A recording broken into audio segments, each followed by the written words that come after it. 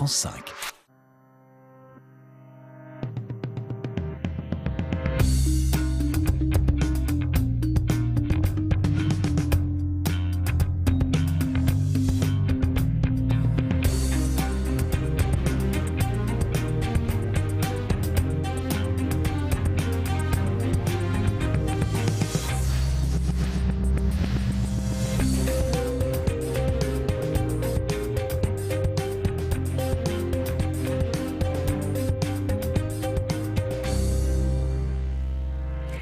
Bonsoir et bienvenue dans ce nouveau duel en partenariat avec l'émission Une vie, une œuvre sur France Culture.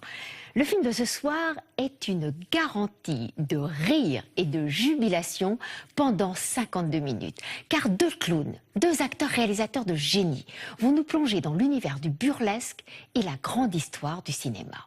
Charlie Chaplin, Buster Keaton, le vagabond dansant et l'impassible funambule. Deux poètes, bien sûr, l'un en chapeau melon et l'autre en canotier. Deux personnages, deux styles et surtout deux univers radicalement opposés. Chaplin est politique, pamphlétaire, volontiers mélodramatique. Keaton joue moins des métaphores et semble ignorer les réalités sociales. Il explore la mécanique comique pure avec une précision mathématique dans le traitement de chaque scène et du moindre gag. Vous allez voir, les courses, les coups, les baffes, les accidents, les dérapages, car ce sont aussi l'un et l'autre de formidables acrobates. Alors, leur rivalité énorme. Chacun voudrait gagner le titre mondial de roi du rire, mais elle demeure respectueuse et amicale, même si leurs fans, leurs aficionados continuent de s'étriper depuis des générations. Un duel de gentlemen, en somme. Ce programme vous est proposé en audio-description.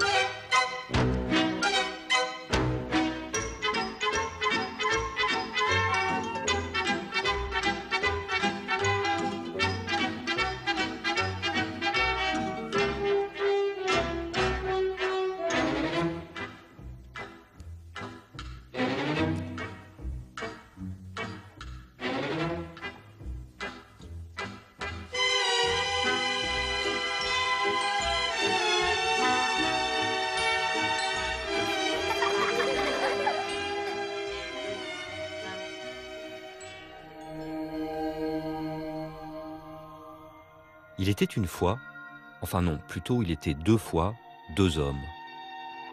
Deux clowns de génie qui ont connu très jeunes un succès mondial fulgurant.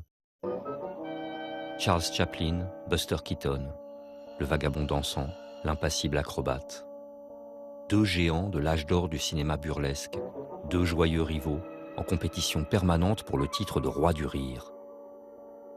Partis des mêmes scènes de music-hall, ils ont rencontré la machine cinématographique, alors en plein essor, et s'en sont emparés pour développer deux styles propres. Deux univers si différents qu'ils donneront naissance à plusieurs générations de fans acharnés, prêts à en venir aux mains pour affirmer la suprématie de leur champion.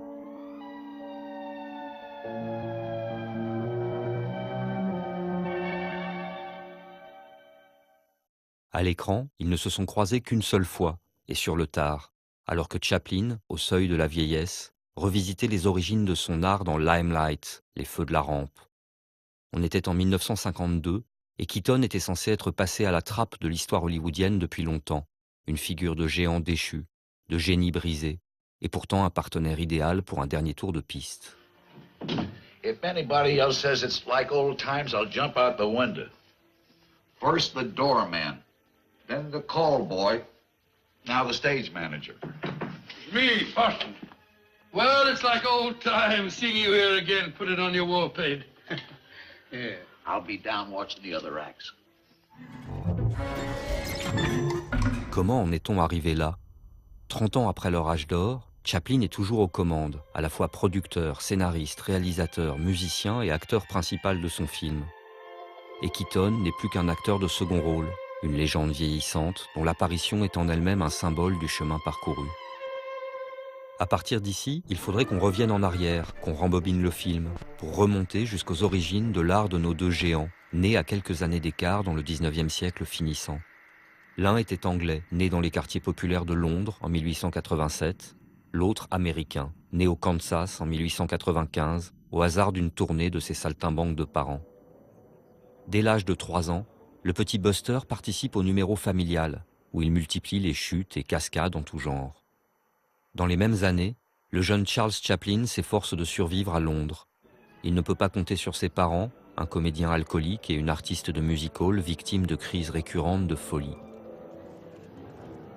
Charlie et son demi-frère Sidney, pour gagner leur vie et échapper aux sinistres orphelinats, tentent leur chance dans les music-halls et les théâtres.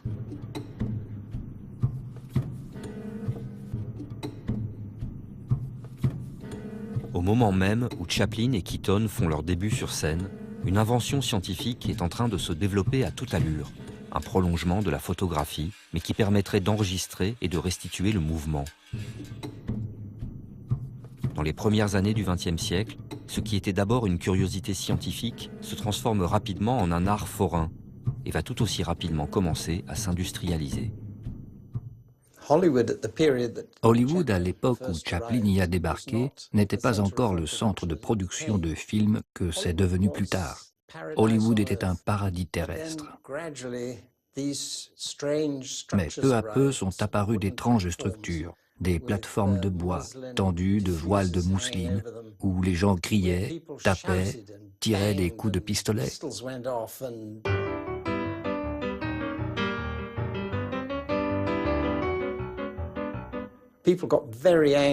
Les habitants d'Hollywood étaient très fâchés, car c'étaient surtout des retraités du Middle West qui étaient venus chercher le calme.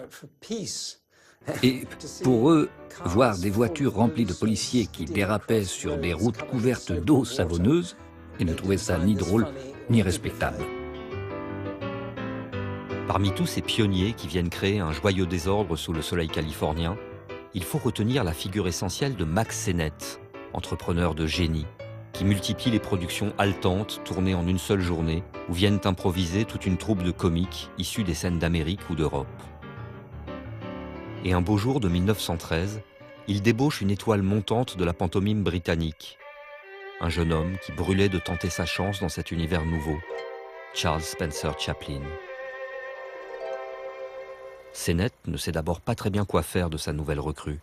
Et un après-midi de 1914, alors qu'il envoie ses opérateurs filmer une course d'auto pour mômes, Sennett demande à Chaplin de se trouver un costume et de venir jouer les perturbateurs.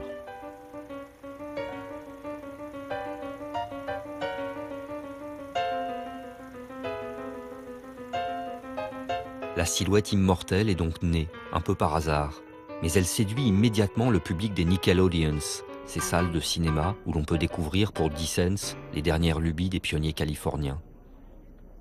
Dès 1915, Chaplin quitte Sennett, il réalise film sur film et affine peu à peu son personnage avec un succès toujours grandissant. Il y avait là un tel potentiel que si vous aviez un talent pour les gags, vous pouviez être très vite accepté et très vite promu. Et rappelez-vous qu'à cette époque, ces comédies n'étaient pas tant l'œuvre d'un réalisateur que l'œuvre des comiques eux-mêmes. Et oui, il y avait énormément de rivalité.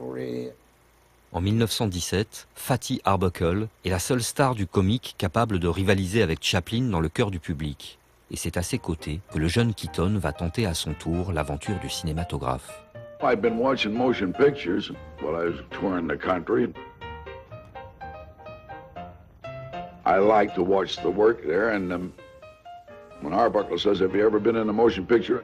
I told him, I said, "I've never even been in the studio." He says, "Well, come on down, try a bit with me and see how you like it." Well, everything about the studio I liked. The first thing I did was make a friend with the cameraman and get in the cutting room and tear a camera to pieces and everything else. Well, it's a fascinating business when you're as young as I was then.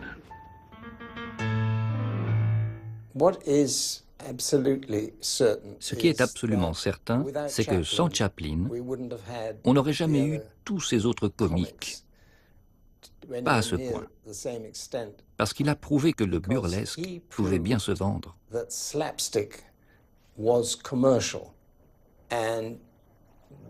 Et quand je dis se vendre, je ne peux le comparer qu'aux Beatles pour la musique pop.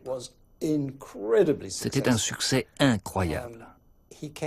Il est arrivé pile au bon moment. C'était une société très rigide et disciplinée, bien plus qu'aujourd'hui, et les gens trouvaient vraiment ça drôle que Charlie botte l'arrière-train d'un policier, n'importe quoi comme ça d'un peu anarchiste.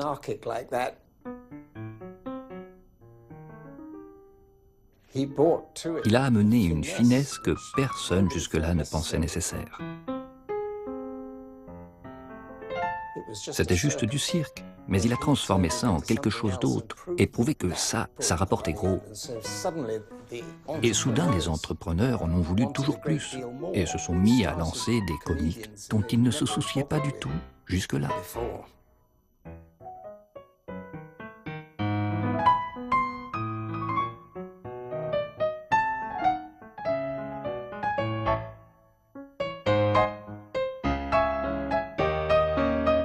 Chaplin commence ses premiers films en 1914. À cette époque, évidemment, l'industrie cinématographique en Europe disparaît.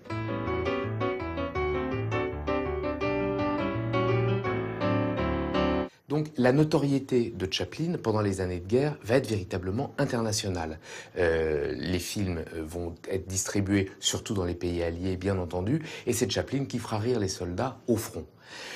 Keaton arrive sur les écrans en 1917 et encore, il n'est qu'un second rôle. Il deviendra véritablement un acteur prééminent en 1919, puis solo en 1920. Donc il arrive après la guerre. C'est l'autre grand comique. Et à ce moment-là, les réseaux de distribution dans le monde sont beaucoup plus structurés. Et du coup, les films de Buster Keaton vont être très rapidement diffusés dans le monde. On peut donc dire que autant Chaplin que Keaton auront eu très rapidement une notoriété internationale qui aura été la base, le socle même de leur éternité. Maintenant, Chaplin était là 3-4 ans plus tôt. La course à la gloire a commencé. Dès 1920, Chaplin acquiert une indépendance totale. Avec ses amis Mary Pickford, la petite fiancée de l'Amérique, Douglas Fairbanks, la star incontestée du film d'action acrobatique, et David Wark Griffith, ils fondent la United Artists, une société de production entièrement gérée par les créateurs eux-mêmes. Keaton va bien sûr chercher à le rattraper. Il quitte son ami Arbuckle et obtient de son beau-frère, l'homme d'affaires Joseph Schenck, que celui-ci rachète les anciens studios de Chaplin pour en faire les studios Keaton. À charge pour lui de produire un nouveau film de 2 bobines chaque mois pour alimenter le marché. Keaton commence enfin à réaliser ses propres films. Le premier film qu'il a tourné tout seul, sans Arbuckle, il ne l'a pas jugé assez bon. Et il en a aussitôt fait un autre, One Week, qui pour moi est le Citizen Kane des films en 2 bobines. Il a le même âge qu'Orson Welles et il meurt d'envie de passer à la réalisation. Et il croit qu'il a raté son coup, qu'il pense qu'il peut faire mieux, et c'est ce qu'il fait. Ce deuxième film est insurpassable. Il est magnifique.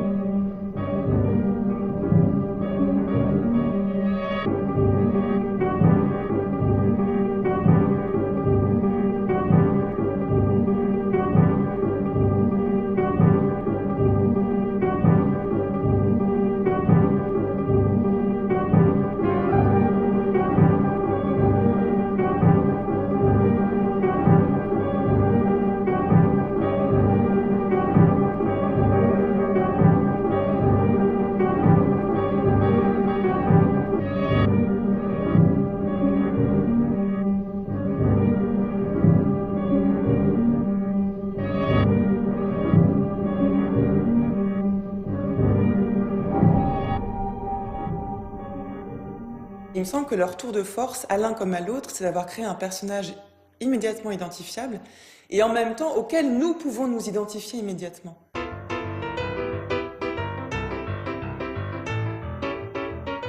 Ils ont su saisir par un sens à la fois de la précision, disons, physique et psychologique, des traits quasiment caricaturaux, à la manière d'une esquisse, qui sont suffisamment précis pour être universels en réalité. Our guest tonight is Charles Chaplin. May I interrupt? Just call me Charlie. Nothing can transcend human personality. You know, a story is all secondary, is purely a background in which this precious thing called personality functions. That's my concept of pictures, the idea of getting somebody that has personality, distinction, somebody that the people can look at and identify themselves with. When did this marvelous hat come into your life? It was very similar to the one I had on the stage. The one on the stage was beaten up so bad, didn't have much shape left. But when I went into pictures, every comedian in pictures wore a derby hat. So that's one thing I won't wear is a derby hat. So did you invent? I got my hat back out there to make sure that brim stayed that way. Pretty near flat. Take sugar and water. Soak the brim with it and let it dry. Stiffens it enough that you can do a lot with that hat. It won't get out of shape. So all right, Lloyd liked his straw hat. And Charlie had his bowler. Yeah, but every time he gets in the rough out of the scene, that's a hat gone. It's crushed. That's gone. This one is this going went to through survive. fire, earthquakes, floods, everything.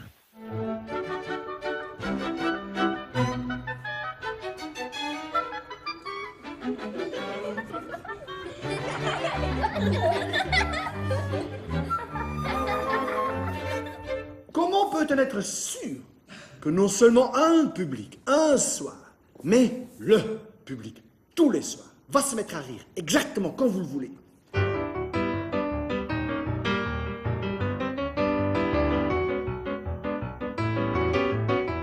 Il faut être sûr, surtout au départ, de partager quelque chose avec ces gens. Et de quoi peut-on être sûr qu'on partage toujours avec n'importe quel public, n'importe où, dans le monde d'ailleurs? Le corps. Le corps de Charlot est un corps en conflit. Il porte en lui 3 conflits fondamentaux. Je vais même me lever pour le montrer. D'abord, le corps est coupé en 2. Il est réservé et timide en haut. Il ferme le corps ici. En bas, il ouvre. Il est naïf, comme un bébé. Il a le bassin en arrière qui permet la fuite en arrière. Deuxième conflit, il est clochard, mais qui se comporte comme un gentleman anglais, avec toutes les délicatesses du chapeau, même avec la tarte à la crème sur le dos, il va faire comme ça, et même dire, il prend sa canne et il part. Il se comporte avec grande dignité, avec beaucoup de sophistication. Et troisième conflit, il organise son corps latéralement et il utilise cette organisation complètement latérale pour avancer dans cette direction-là, qui lui permet évidemment tous ces changements de direction un peu.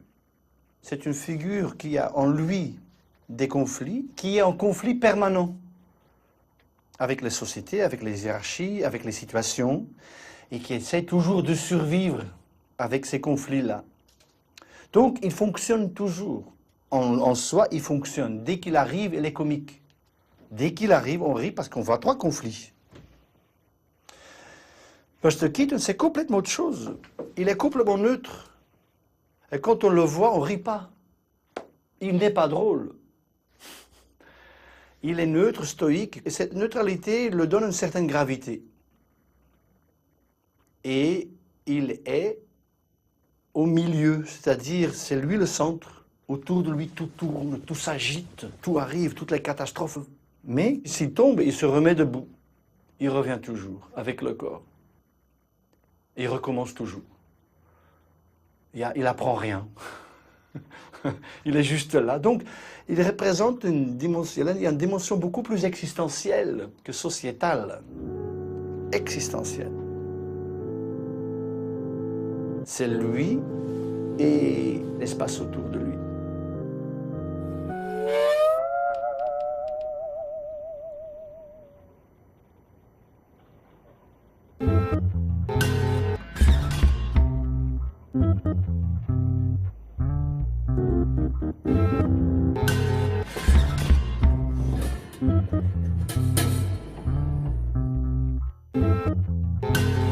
Le corps de Keaton, c'est vraiment un projectile.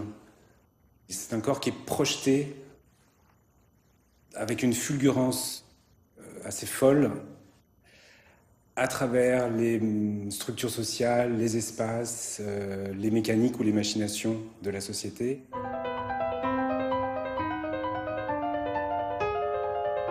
Dans une tonicité incomparable. Keaton, c'est un acrobate. C'est sa formation. Et puis c'est un casse-cou, un véritable casse-cou. Il s'est cassé tous les os du corps tout au long de sa carrière.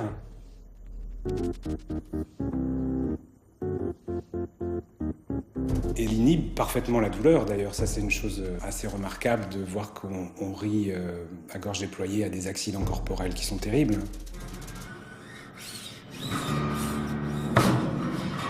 C'est véritablement un corps jeté au monde, au sens où, dans le mouvement de sa projection, il va emballer, emporter et précipiter le monde à une échelle que le burlesque de son temps n'ose pas encore mobiliser. Cette échelle, c'est celle des grands espaces, des grandes machines, des bateaux, des trains, des villes entières. Dans Cops, par exemple, c'est à l'échelle d'une ville entière qu'il y a une sorte de précipitation de la ville sur lui.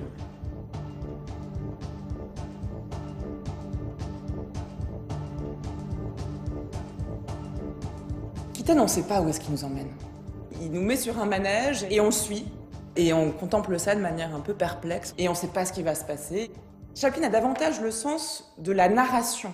Chaplin veut raconter une histoire avec les personnages qui ont chacun un rôle à jouer, souvent un rôle symbolique, souvent un rôle effectivement caricatural, mais ça le genre veut ça. Mais il y a une évolution de l'histoire qui semble être conduite vers un but. Il y a une résolution.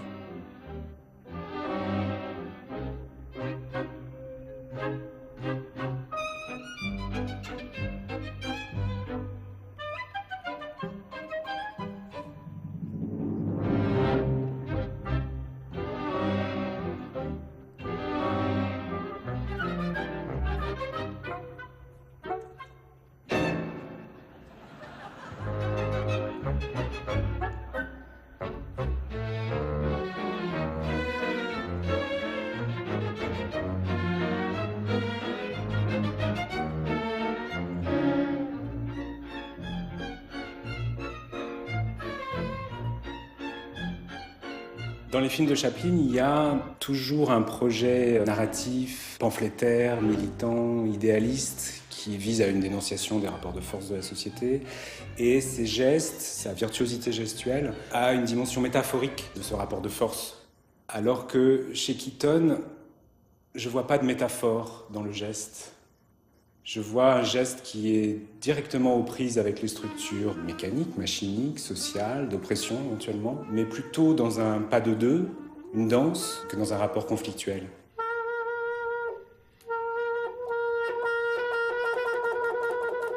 Il n'a pas de message politique à faire passer, bien que ses films en soient remplis, mais presque à son corps défendant.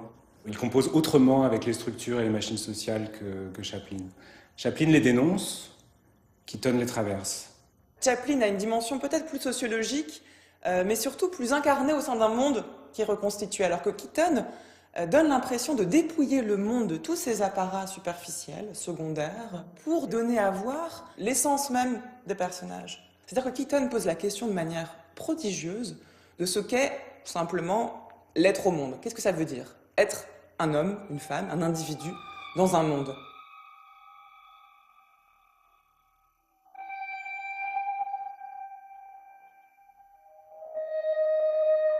Pour pourquoi est-ce qu'on est toujours autant transporté par le corps de Keaton? C'est pour une raison qu'on connaît, c'est qu'un corps sur un écran mobilise le corps du spectateur qui le regarde. Et quand je dis qu'il le mobilise, c'est réel. On connaît la fonction des neurones miroirs qui sont activés dans le cortex prémoteur à la vision d'un geste, c'est-à-dire que quand on voit un geste exécuté, en fait notre cortex prémoteur dessine les commandes motrices de ce même geste sans les effectuer, mais la carte du geste, elle a réellement lieu d'un point de vue électrique dans le cortex du spectateur. Donc quand on a sous les yeux devant soi le corps de Keaton qui est projeté dans ses vitesses folles, qui est dans cette danse avec le monde, en fait on est mobilisé.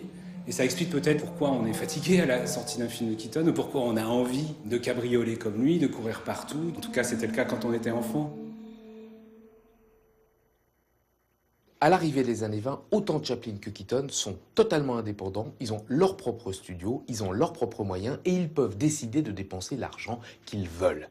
Du coup, ils se retrouvent pendant quelques années, 4-5 années, à être, comment dire, dans un moment doré, un moment unique, avec peut-être Harold Lloyd qui les talonne derrière, mais au fond, ce sont les deux grands maîtres du cinéma burlesque.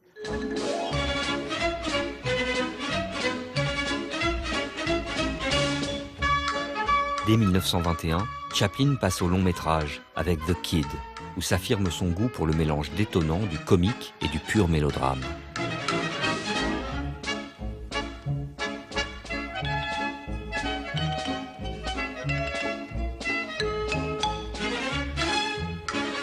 En 1923, Keaton réalise à son tour un film en 6 bobines, The Three Ages, une fantaisie historique mélangeant la préhistoire, la Rome antique et l'époque contemporaine.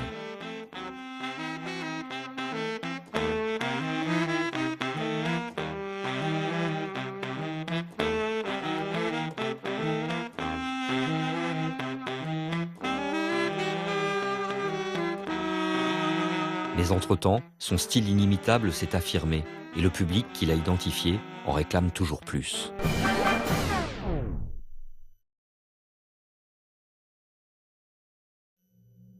Les deux jeunes hommes sont parvenus presque simultanément au sommet de leur art. C'est le moment où leur rivalité amicale va battre son plein. Chacun va s'efforcer d'affirmer au maximum sa spécificité en affinant son style. All your movies are like a wild dream. Some of the two-reelers were. We got so wild and crazy in them. We lost all of that when we started making feature pictures. We had to stop doing impossible gags and what we call cartoon gags. They had to be believable, or your story wouldn't hold up. I remember you once told me something about 10 years ago about you and Charlie Chaplin having friendly contests. Who could do the feature film with the least amount of subtitles? I think Chaplin won that. He got down one of his pictures, something like 21 titles, and I had 23. We eliminated subtitles just as fast as we could if we could possibly tell it in action. Quand les gens essaient de rabaisser Chaplin pour mieux encenser Keaton, ils disent que la mise en scène de Chaplin est primitive. Eh bien moi, je suis une des rares personnes à avoir véritablement monté des images tournées par Chaplin à partir des rushs. Et je peux vous dire en tant que professionnel qu'il découpait ses séquences aussi précisément que n'importe quel autre réalisateur. Il y a le plan large, les plans rapprochés, les gros plans, tout ce qu'il faut. Mais, très souvent, il ne voulait pas casser la fluidité de la scène. Alors, il ne se servait pas de toute cette matière. Et pour toutes ces séquences, il a fait des dizaines et des dizaines de prises. Il recommence encore et encore. Si ce n'est pas drôle, il recommence jusqu'à ce que ce soit drôle. Et il est très exigeant une fois que ça commence à marcher. Et il recommence jusqu'à 30, 40, 50, 60 prises. Et nous, on a dû explorer toute cette matière, voir comment ça évoluait. Et c'était très excitant de voir comment il laissait parfois tomber des choses vraiment bien. Vous pensez, ah, il tient vraiment quelque chose là. Et il jette tout ça et fait quelque chose d'encore meilleur. Well, I never had anything prepared. You see, I would get on a set and would start early in the cold morning with all those ugly electricians looking at me saying, well, what are you going to do next? And then you'd start, and you'd get excited, and out of excitement would come invention. And I think everything, all creative work is done out of excitement and enthusiasm. Il était ce dont l'industrie du cinéma a le plus peur, c'est-à-dire l'homme qui ne sait pas ce qu'il est en train de faire. Bien sûr, personne n'ira accuser Chaplin d'être cet homme-là. Et pourtant, c'est vrai. A feature-length picture, neither Chaplin, Harold Lloyd, or myself ever had a script. That sounds impossible to anybody today in the picture business. We never even thought of writing a script. We didn't need to. I had 3 men in my scenario department. Chaplin had about the same, but Lloyd had 5 or 6. And the minute we found something we liked, we says, that's a fine start. He says, now what's the finish? Well, when we found the finish, how to round that out, we never worked on the middle. We always figured the middle would take care of itself. Let that happen. We get off to a good start and have a good finish.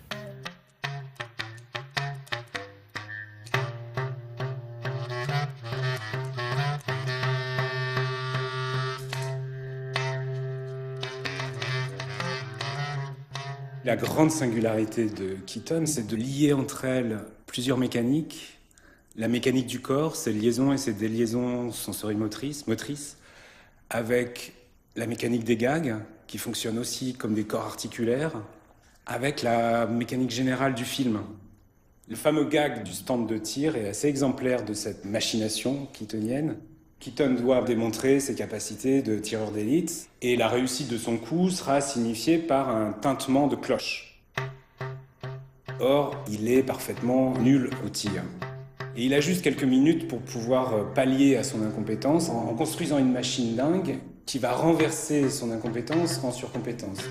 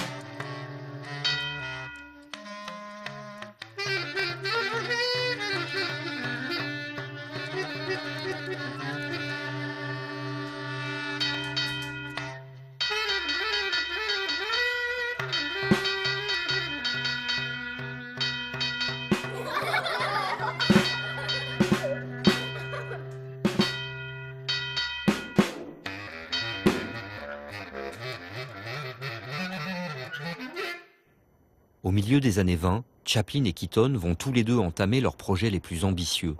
Des reconstitutions historiques à très grande échelle d'événements réels survenus au XIXe siècle aux États-Unis. La comparaison entre La Ruée vers l'or et Le Mécano de la Générale révèle toute l'ampleur de l'écart entre les styles respectifs des deux créateurs.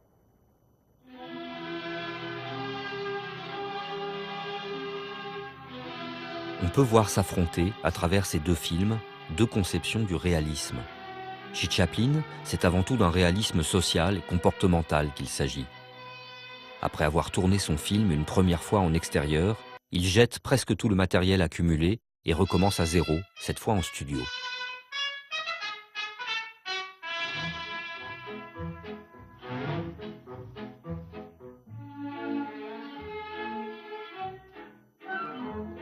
Là, il crée des gags superbes à partir des situations les plus effroyables.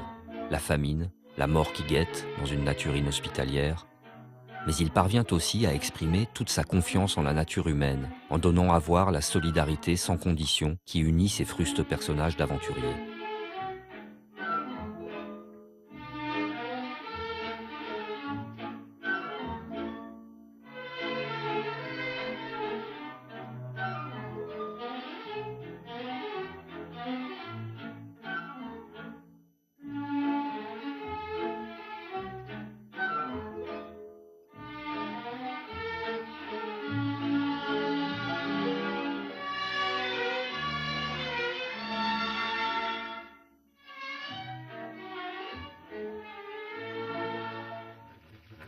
Keaton, beaucoup plus préoccupé par le spectaculaire de la reconstitution historique, des costumes aux machines, tourne la quasi-totalité de son film dans de splendides décors naturels. Et quand il s'agit de mettre en scène la bataille finale, il ne lésine pas sur les moyens. Ce plan est réputé être à lui seul le plus cher de toute l'histoire du cinéma muet.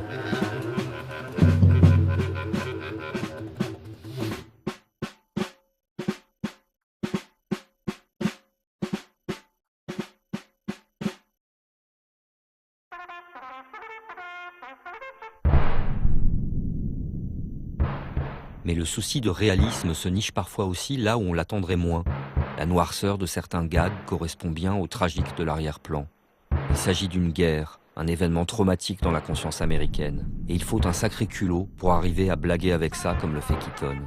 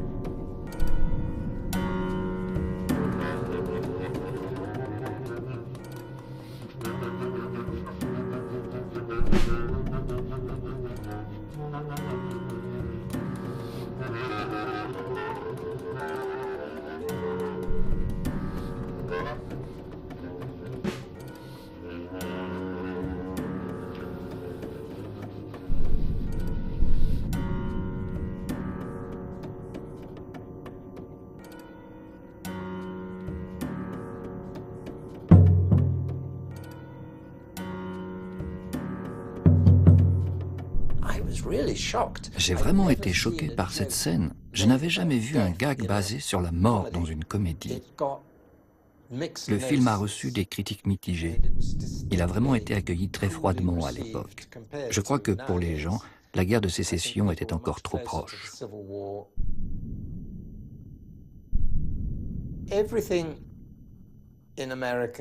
En Amérique, tout est basé sur l'argent.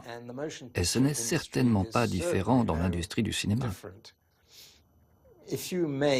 Tant que vous rapportiez assez d'argent, vous pouviez faire ce que vous vouliez. Mais dès que ça commençait à diminuer, ils vous tombaient dessus. Comme s'ils avaient le pouvoir de faire pleuvoir de l'or. C'est l'époque où les grands studios se structurent définitivement en entités surpuissantes, qui contrôlent aussi bien la fabrication des films que leur distribution. Et la belle indépendance des pionniers risque vite de n'être plus qu'un lointain souvenir.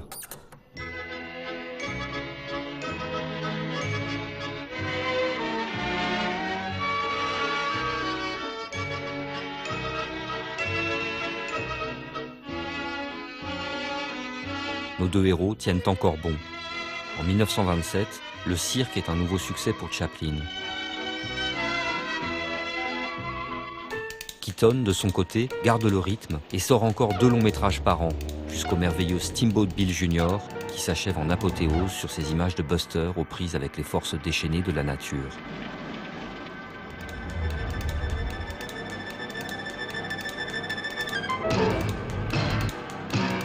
Au même moment, une nouvelle tempête commence à s'abattre sur Hollywood.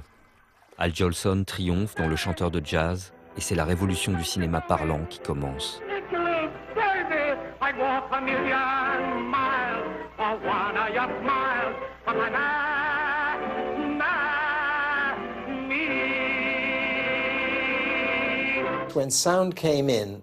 Quand le son est arrivé et qu'ils ont dû quitter le cinéma pur qu'était la comédie muette, Chaplin avait un terrible problème, parce que si son personnage parlait, plus rien ne marcherait.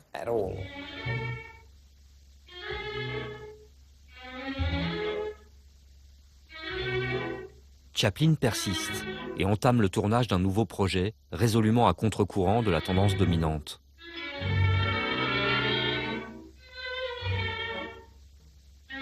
City Lights, les lumières de la ville, sera encore un film muet, et Chaplin sait bien qu'en cas d'échec, il risque de tout perdre, aussi bien son indépendance que sa crédibilité professionnelle.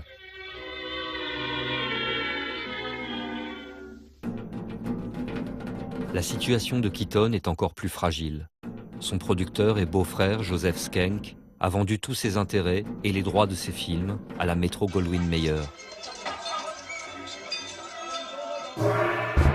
Et Keaton se retrouve soudain simple employé du studio, obligé de composer avec des collaborateurs et autres conseillers qui entendent améliorer son travail en multipliant les conférences et interférences de toutes sortes. Il se bat comme un beau diable le temps d'un film. The Cameraman, qui sort en 1928, sera son dernier chef-d'œuvre. Et ce n'est sans doute pas un hasard s'il y incarne un jeune opérateur indépendant en but à l'incompréhension de ses employeurs potentiels.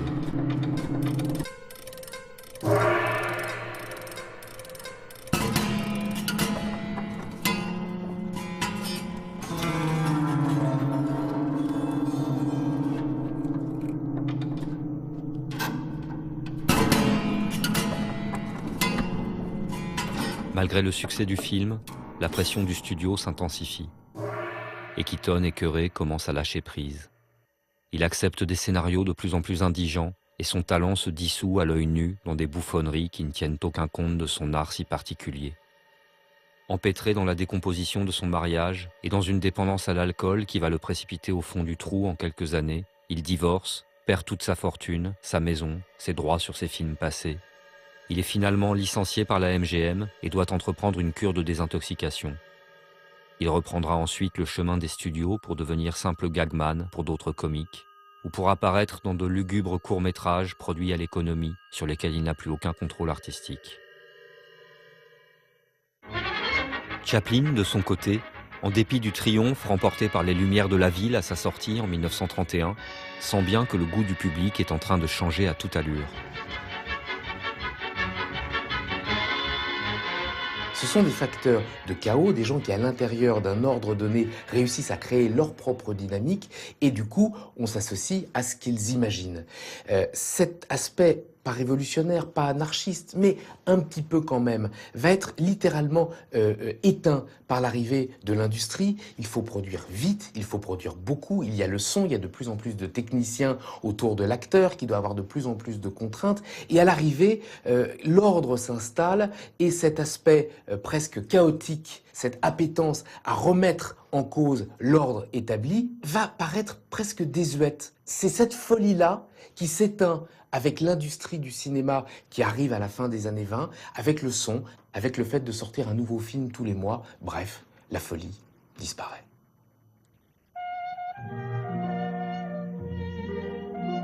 L'indépendance de Chaplin dérange de plus en plus, aussi bien sur le plan professionnel, pour sa façon de tenir tête aux diktats des grands studios, que sur le plan des idées qui sous-tendent ses films. Mais il campe fermement sur ses positions et sort en 1936 Les Temps modernes, film sonore mais non parlant, qui ne s'embarrasse pas de précautions pour figurer la dureté de l'époque.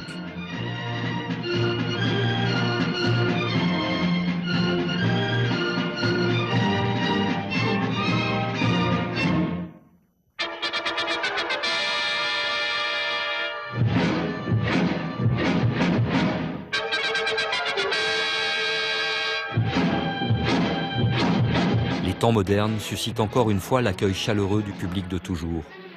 Mais la haine augmente en proportions égales, le film étant taxé de communiste par une droite américaine à la paranoïa de plus en plus vociférante. On vocifère beaucoup dans le monde en cette fin des années 30. Et Chaplin va choisir pour son projet suivant de s'attaquer à celui qui lui a piqué sa moustache, le dictateur Adolf Hitler.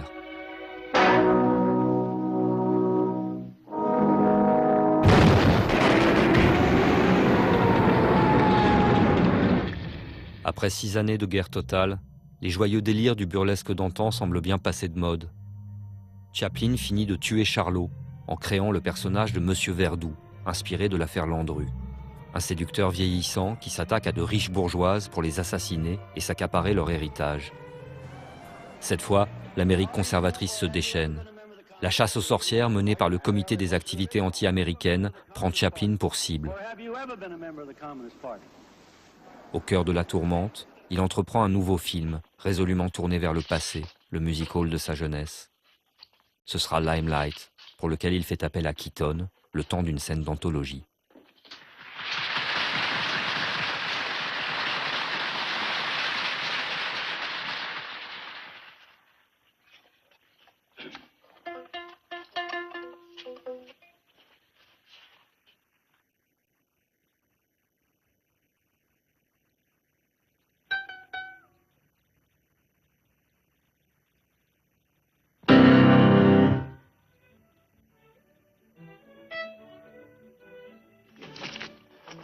En ce début des années 50, le monde et le public ont changé, et le rapport au cinéma aussi. Il est devenu, déjà, un objet de curiosité historique et d'analyse. La rivalité qui opposait autrefois nos deux clowns fait place à une querelle de chapelle pour la nouvelle génération de cinéphiles qui est en train de s'approprier leurs œuvres. C'est ainsi que les fanatiques de Keaton accusent l'auteur-réalisateur-producteur Chaplin d'avoir sacrifié, au montage, la prestation de son vieux rival, pour qu'il ne risque plus de lui faire de l'ombre.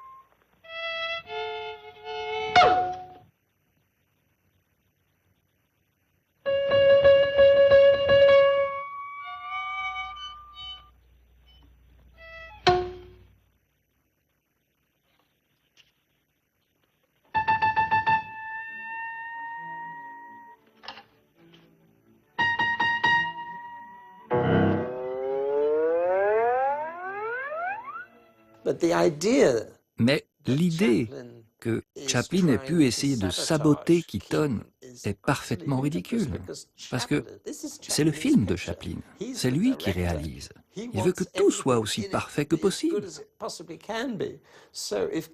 Donc il serait très embêté si Keaton jouait faux, littéralement. Mais ce n'est pas du tout le cas. Keaton est inspiré.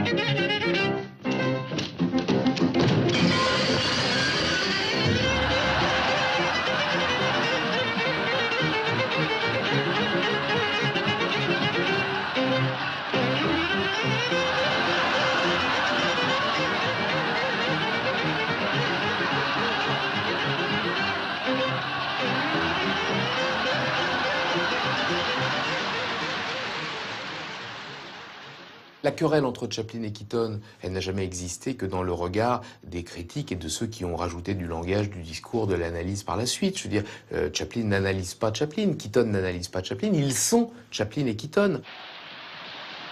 En réalité, Chaplin invite Keaton à être avec lui sur scène parce qu'il n'y a que Keaton qui peut être avec lui sur scène. On behalf of my partner, myself, this is a wonderful evening. I'd like to continue, but I'm stuck.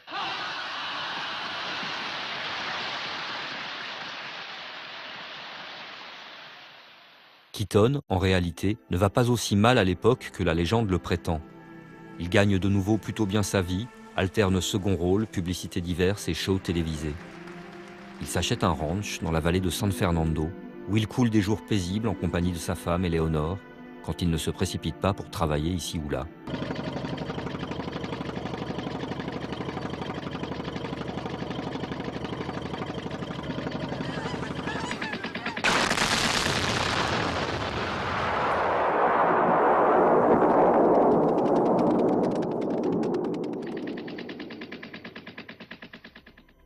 Et Chaplin, forcé à l'exil sous la pression des autorités américaines, il s'est d'abord réfugié en Angleterre, puis il est devenu citoyen suisse. Il se consacre essentiellement à sa nombreuse famille et à la ressortie de ses anciens films qu'il sonorise et met en musique. Il tournera encore Un roi à New York en 1956 et 10 ans plus tard, La comtesse de Hong Kong avec Sophia Loren et Marlon Brando. Mais aucun de ces deux films ne remporte le succès escompté et Chaplin se retranche définitivement dans son splendide isolement. In the old days, you see, the public used to fill in. I don't think anybody has been as famous as Mary Pickford, America's sweetheart and so forth. There's so much left to the imagination. There was shadows. There was a poetry to the whole concept of these people. They were unreal. They were in the realms of poetry and fairyland, you might say. And they never were an actual reality. All those great, illustrious figures really didn't exist in actual life. They were something else. It was the magic, the real it was magic. The magic. It was the real magic. I think we know too much about people. In the 60s, dans les années 60, Chaplin est venu en Angleterre et il a fallu qu'il explique à la nouvelle génération ce que c'était que les clochards. Depuis, grâce à Madame Thatcher, il y a un nombre effrayant de sans-abri dans les rues. Je crois que ça se compte en dizaines de milliers. Mais à un moment, dans les années 60, on ne savait plus ce que c'était. C'est extraordinaire. Et pourtant, ces gamins, nous, qui étions gamins alors, sans connaître ni les clochards, ni la pauvreté, on trouvait pourtant ce que faisait Chaplin merveilleusement drôle. On a dû publier au moins 4000 livres, et les gens essaient toujours de comprendre ce qu'il y avait chez cet homme. On a écrit autant de livres sur lui que sur Napoléon.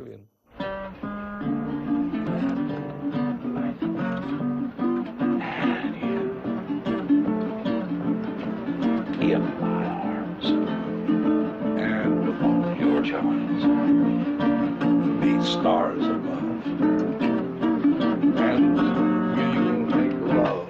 I'll hold you and then enfold you. Dreams will come true. Just give me a June.